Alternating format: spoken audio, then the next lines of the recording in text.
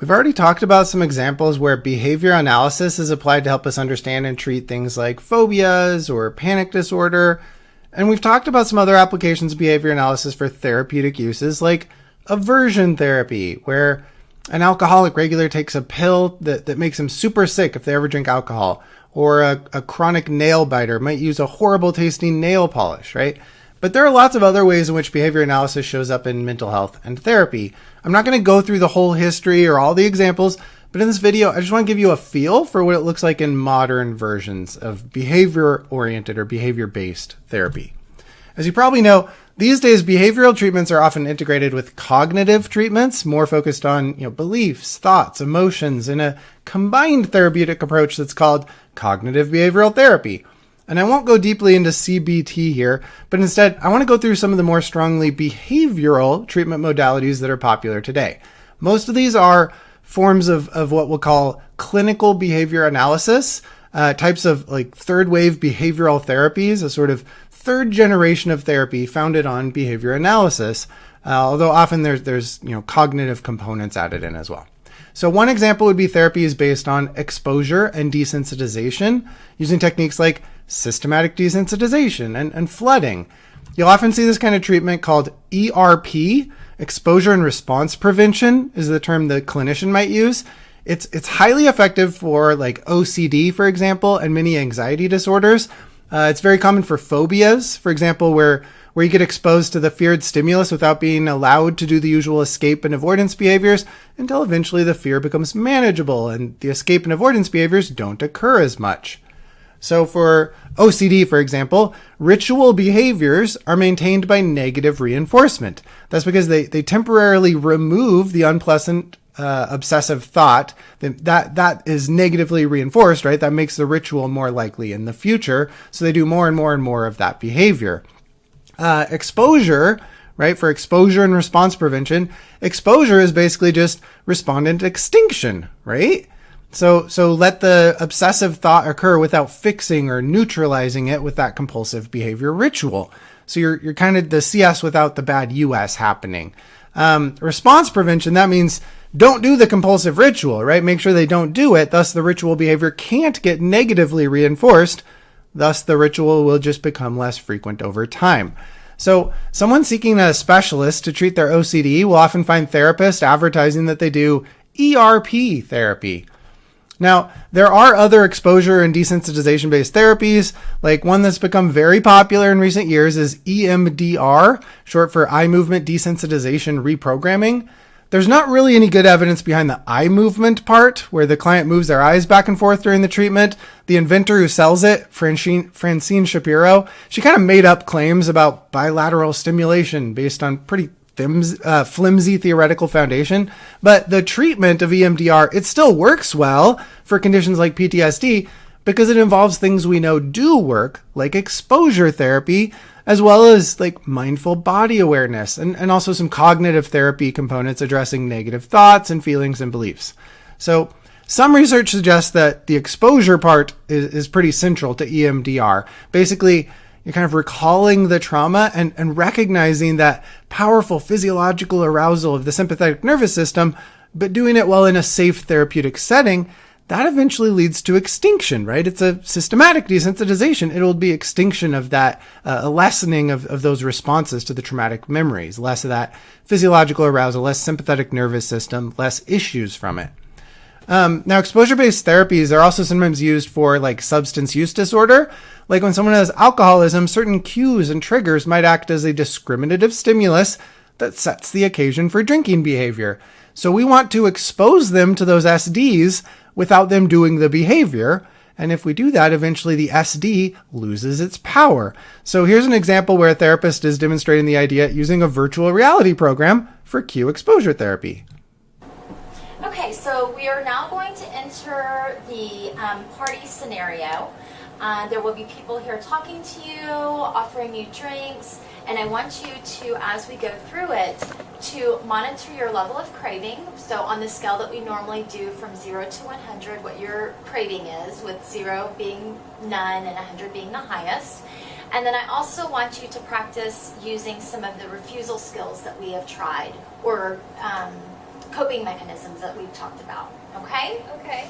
So I'm going to go ahead and we're going to start now. And just kind of do a body scan as we walk in, look around the room, get a feel for the party. And on the scale from 0 to 100, what would your craving be or your level for drinking be at the moment? Probably about a 60, 65. Okay, okay. So what is something that you can do immediately when you start getting that feeling that you want to drink? I'm trying to distract myself by finding someone to talk to, maybe. Okay, okay. I think that's a great idea. So let's go ahead and... Hi.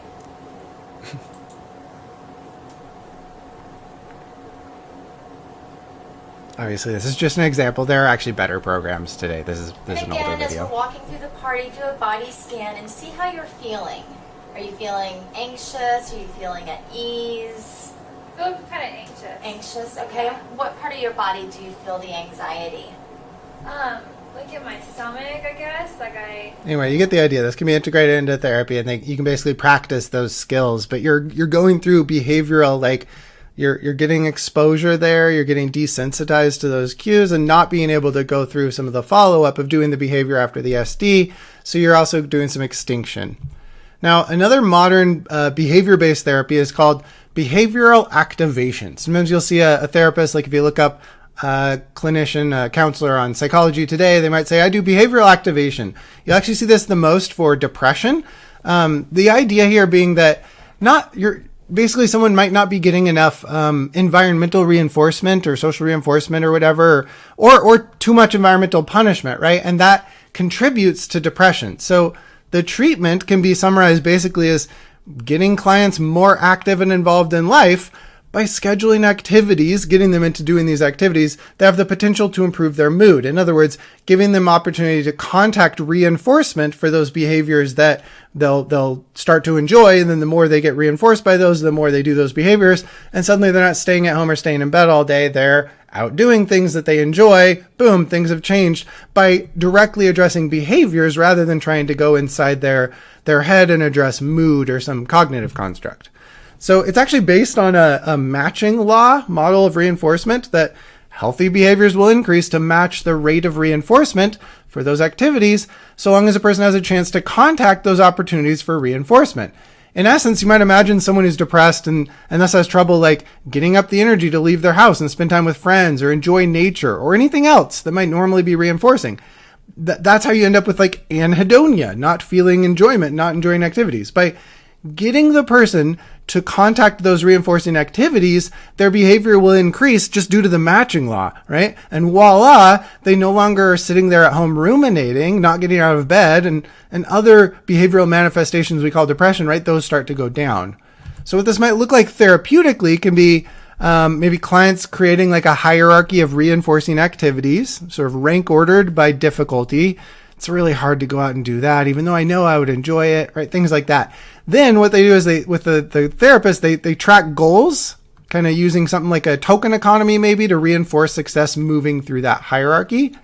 Or another way behavioral activation might be done is starting with an activity or like a tracker, like a activity and mood tracking. So what did I do? How did I feel? What did I do? How did I feel? What did I do? How did I feel? And track that for a while and use that to identify some like depression loops where dysfunctional coping methods like alcohol use or rumination or escape behaviors, they might kind of temporarily reduce depression, like kind of getting negatively reinforced then those unhealthy coping methods become more and more likely over time. So what you do is you then work to build alternative coping responses to break those loops. You'll actually see it described in this way. Initially, the person is trapped, where a trigger leads to a response, which ends up in a behavioral pattern of avoidance.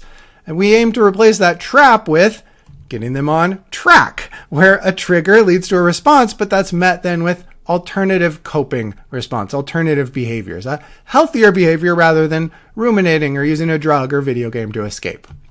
Another modern behavioral therapy technique is called contingency management. This is commonly used for substance use disorders, sometimes for other things as well. But contingency management often focuses on the idea of stimulus control that we talked about previously, where like a discriminative stimulus has gained control over our behavior, over us, right? Like for an alcoholic, that could include drinking cues, stimuli that are associated with drinking behavior. Those cues are just discriminative stimuli, right? SDs, setting the occasion for drinking behavior, making drinking behavior more probable. So contingency management serves to address that cueing and also to tackle treatment through managing consequences, right? Contingencies that are involved. So specifically, this usually means a focus on reinforcement as part of the treatment. Clients will earn reinforcement in the form of often as like vouchers or gift cards or prizes for like abstinence from the problem behavior, abstinence from the substance. With drugs, that might be confirmed through urine screen or CO2 or blood tests, for example. It could use self-report, although then you have to trust them, right? Sometimes there's reinforcement for just attendance at things or for other behavioral goals. But the idea is over time, the reinforcement schedule will eventually be, once they're on track, right? Once things have improved, the reinforcement schedule will be thinned out until they no longer need those rewards. Because hopefully then you've got some behavior trapping that has occurred, where their abstinence is being reinforced through natural contingencies or social contingencies. And thus the problem behavior hasn't been reinforced for a long time, so it's not as probable. That's kind of the idea.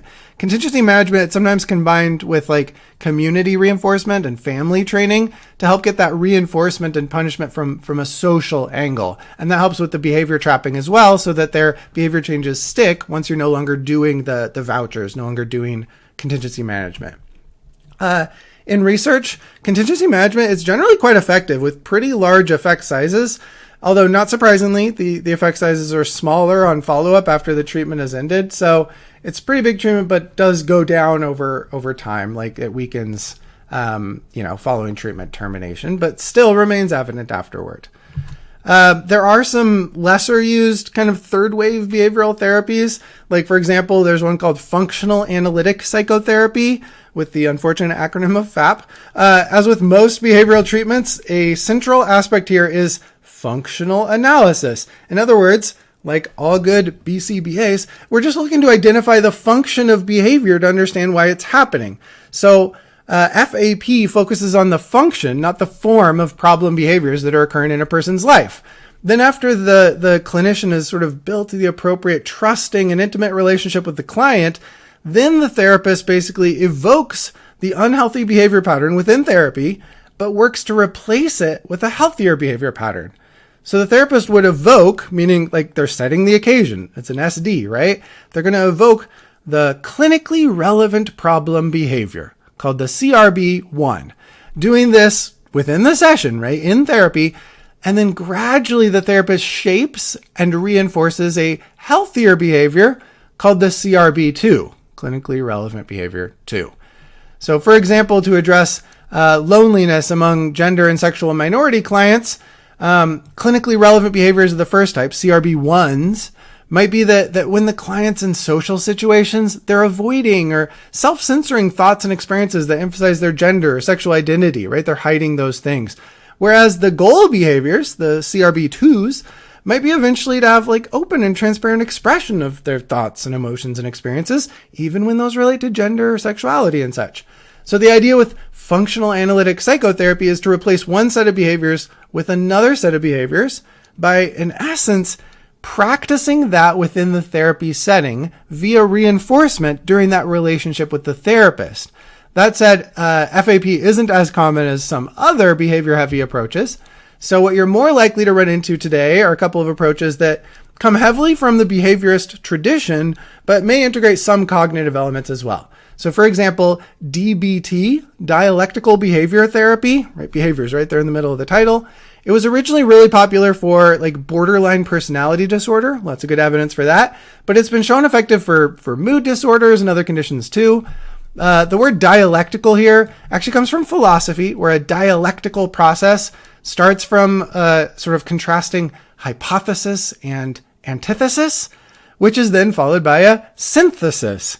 In DBT, there are elements where some of it is aiming to change the client, but there are also elements of acceptance, right? You don't need to change, accept things, right? So there's change and acceptance, like hypothesis and antithesis, that kind of push against each other, but eventually those get combined and balanced out as a synthesis.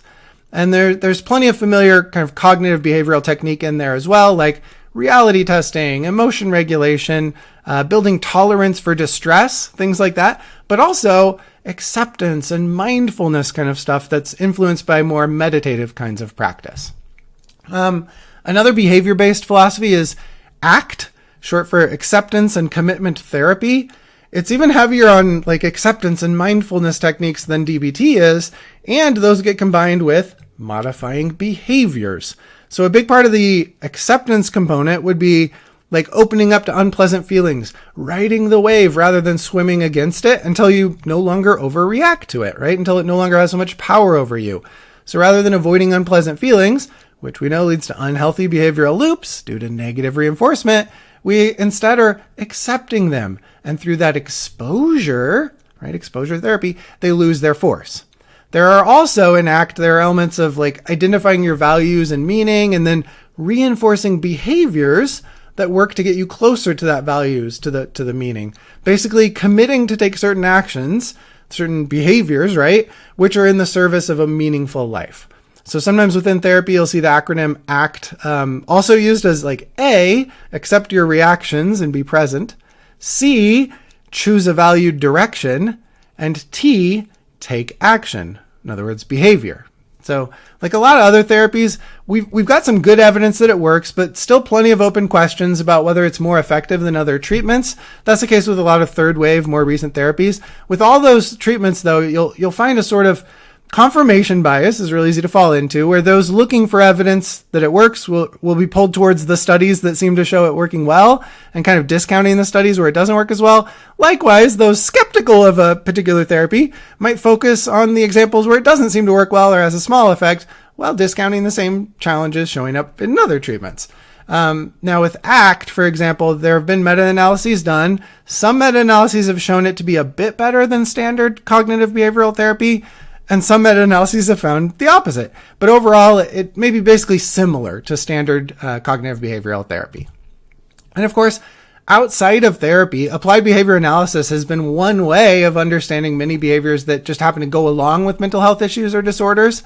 Like in this old example from the 80s, they used ABA to help kind of understand and explain delusional speech behavior and hallucination behavior from a behavior analysis perspective, so that treatment can kind of recognize the contingencies that may be involved in maintaining those behaviors.